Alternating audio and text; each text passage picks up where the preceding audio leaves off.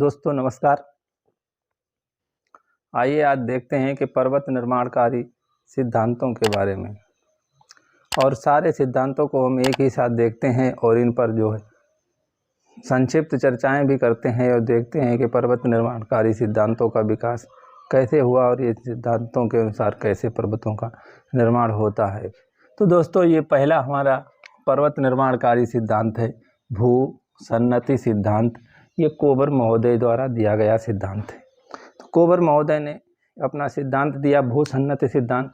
तो इन्होंने ये बताया कि एक भू सन्नति होती है, यानी एक ऐसी भूमि होती है जिस पर के पृथ्वी के ऊपर से जो भी मलबा जाता है और वो जमा होता रहता है। तो जैसे ये मलबा जमा होता है तो वो पृथ्वी का वो भाग नीचे धंसता जाता है, यानी सागर के तल में एक ऐसी जगह होती है जहाँ पर के चारों तरफ से नदियों द्वारा मलबा ला के डाला जाता है और वो सागर तल वैसा ही बना रहता है और वो नीचे धंसता जाता है, धीरे धीरे धंसता जाता है। और इसी धसाव के द्वारा जो भी मलबा इकट्ठा हो जाता है, यानी जो भी मटेरियल वहाँ पर जमा होता रहता है वो नीचे दबता हुआ और नीचे चट्टानें बनती रहती हैं। और उस पर जब इधर उधर से प्लेट से संपीड़न बल काम करता है तो वही मलबा ऊपर उठ जाता है और वहाँ पर एक पर्वत निकल आता है, और ये समुद्र के अंदर से पर्वत निकलता है। तो कोबर ने जो ये धंसने वाली भूमि जो थी इसे भू सन्नति का नाम दिया, यानी पृथ्वी के वह भाग, वह कृष्ठ का वह भाग जहाँ पर मलबा जमा होता है तो वो धंसता रहता है नीचे के लिए, तो उसे भू सन्नति के नाम से नाम दिया। और यही भू सन्नतियाँ हैं, इन्हीं से ही पर्वत निकलते हैं। तो कोबर महोदय ने इन भू सन्नतियों को पर्वतों का पालना नाम से कहा था, यानी कि ये भू सन्नतियाँ पर्वतों का पालना है। दूसरा हमारा सिद्धांत है तापीय संकुचन सिद्धांत। ये तापीय संकुचन सिद्धांत जेफरीज महोदय ने दिया था, और ये जेफरीज महोदय का मानना था कि पृथ्वी जब ठंडा होना शुरू हुई तो ये ठंडी हुई और इसकी कोर ठंडी हुई और ऊपर का जो भाग था वो ठंडा हुआ और ऊपर उसके ऊपर की जो परत थी वो भी ठंडी हुई। तो चूँकि पृथ्वी की कोर ठंडी हुई लेकिन वो ठंडी नहीं हो पाई और उसके ऊपर का भाग भी उतना ठंडा नहीं हो पाया, तो वो फिट हो गया, लेकिन जो ऊपरी भाग था वो बहुत अधिक ठंडा हो गया। जब वो बहुत अधिक ठंडा हुआ तो उसका आयतन जो था वो बढ़ गया, यानी वो बहुत बढ़ गया। और जब वो उस पर फिट हुआ तो उसमें कहीं पर जो है ऊंची और कहीं पर धसाव, यानी कहीं पर ऊंची नीची जगहें पैदा हुई, यानी ऊपरी क्रस्ट में जो है वो सिकुड़न पैदा हुई। इसके उदाहरण में इन्होंने ये कहा था कि जैसे एक पुराने सेब को सुखा दिया जाए और सेब जैसे ही सूखेगा तो उसमें कहीं पर गड्ढे पड़ जाएंगे और कहीं पर वो ऊंचा रह जाएगा, तो वही ऊंचे भाग जो हैं वो पर्वत कहलाएंगे और जो नीचे भाग वो महासागर और महाद्वीप कहलाएंगे।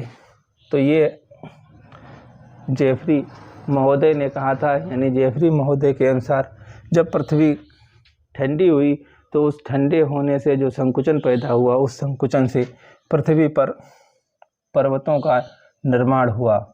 इन्होंने पृथ्वी को पर ये तापीय संकुचन सिद्धांत इस तरह से समझाया था। तो अगला हम सिद्धांत देखते हैं कि महाद्वीपीय फिसलन सिद्धांत। ये डेली महोदय ने दिया था, यानी डेली महोदय ने सिद्धांत दिया कि ये महाद्वीप जो हैं वो अपनी तरफ जगह से फिसलते हैं, यानी एक जगह से दूसरी जगह के लिए ये फिसल रहे हैं।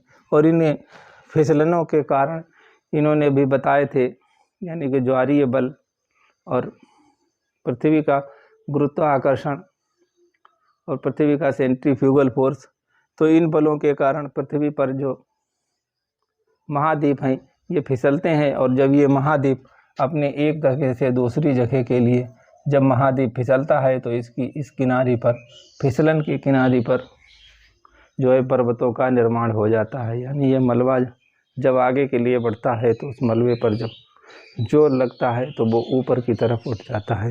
ये सिद्धांत डेली महोदय ने दिया था। अगला सिद्धांत है हमारा महाद्वीपीय विस्थापन का सिद्धांत।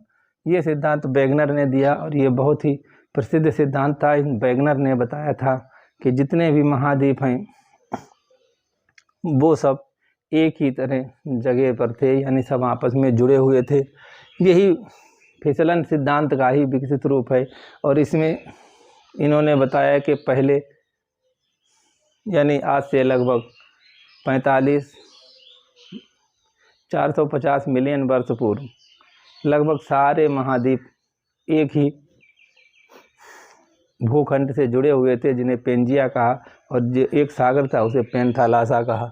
फिर इन्होंने कहा कि जब आज से लगभग 300 मिलियन वर्ष पूर्व उसमें कुछ हलचलें पैदा हुई और उस हलचल से ये महाद्वीप जो है वो टूट गया और वो 2 भागों में बटा, फिर 2 भागों से और भागों में बटकर पृथ्वी का जो आज का जो रूप है उस रूप में आया। तो यही महाद्वीपीय विस्थापन सिद्धांत वैगनर के द्वारा दिया गया था।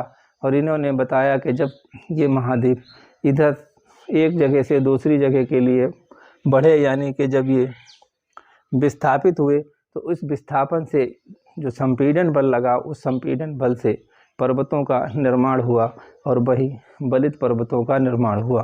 तो ये केवल बलित पर्वतों का तो निर्माण बता सके, अन्य पर्वतों का निर्माण इस सिद्धांत से नहीं समझ में आया। तो यही वैगनर का सिद्धांत जो था इसकी बहुत मान्यता हुई, लेकिन कुछ आलोचनाएं भी हुई। अगला सिद्धांत है होम्स का संवाहन तरंगीय सिद्धांत। और ये होम्स महोदय ने अपना दिया था कि पृथ्वी के अंदर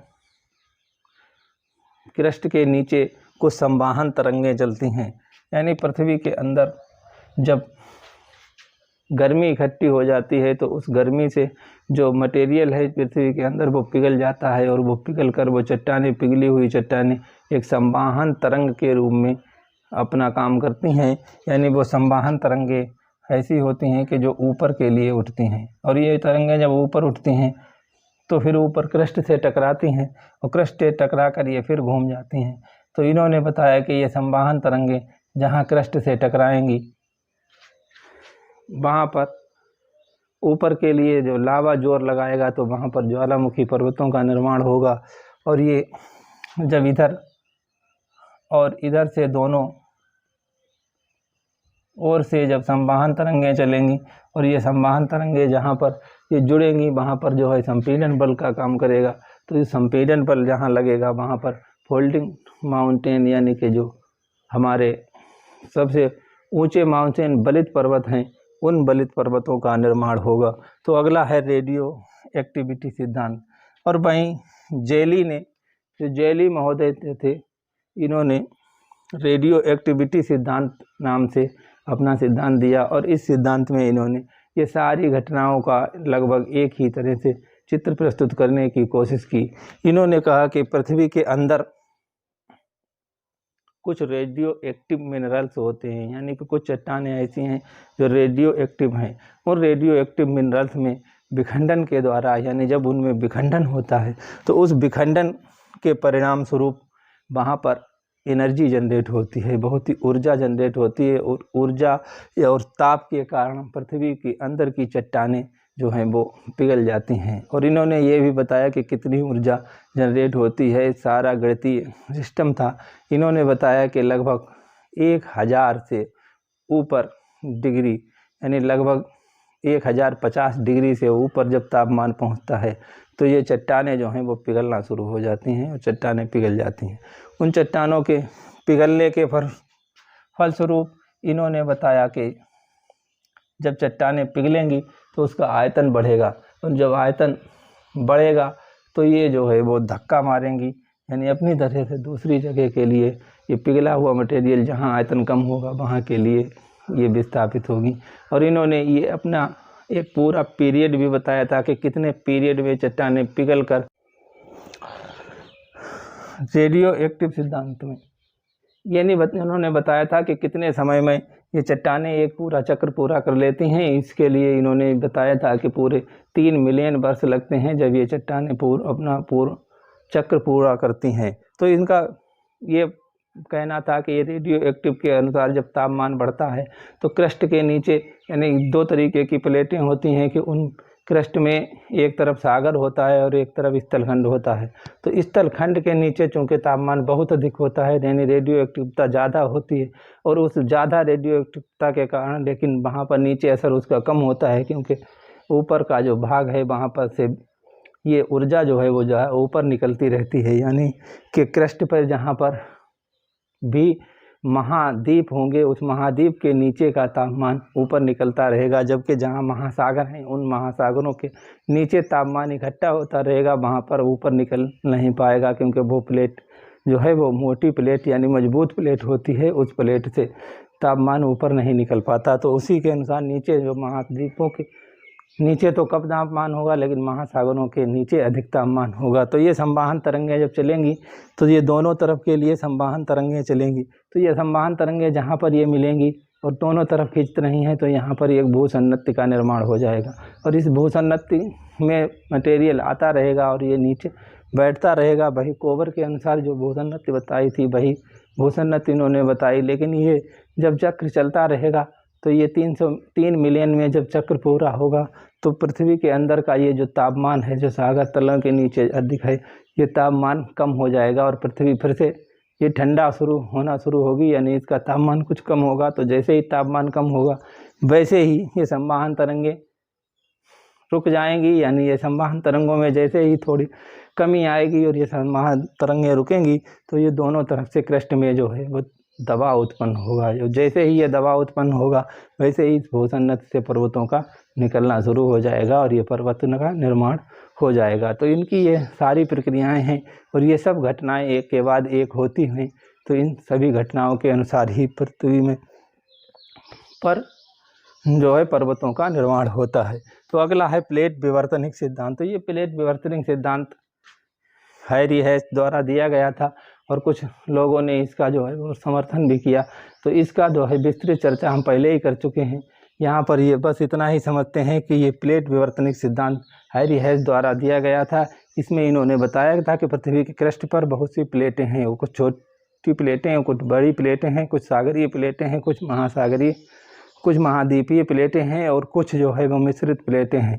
तो इन प्लेटों में जब खिसकाव होता है तो इनके सारे किनारे भी इन्होंने बताया कि कुछ जो है किनारे ऐसे हैं जो संरक्षी किनारे हैं और कुछ किनारे ऐसे हैं कि जो एक दूसरे के नीचे अधोगमित होते हैं, यानी क्षेपित हो जाते हैं, तो वो विनाशकारी किनारे हैं। और कुछ किनारे ऐसे हैं जो निर्माणकारी किनारे हैं। तो सारे निर्माणकारी किनारे जो हैं वो ज़्यादातर सागरों में ही पाए जाते हैं और महासागरों के नीचे वो निर्माणकारी किनारों पर जब संवहन तरंगें नीचे से जोड़ जाती हैं, लावा पिघला हुआ ऊपर उठता है, तो वहाँ पर जो है नए क्रस्ट का निर्माण होता है। और जब नए क्रस्ट का निर्माण होता है तो क्रस्ट की वो प्लेट दूसरी तरफ को लिए जाती है, जो दूसरी तरफ जाती है जहाँ पर क्रस्ट की दो प्लेटें आपस में मिलेंगी, वहाँ पर जो है संपीड़न बल काम करेगा। और जैसे ही ये संपीड़न बल काम करेगा वो संपीड़न बल के अनुसार पर्वतों का निर्माण होगा।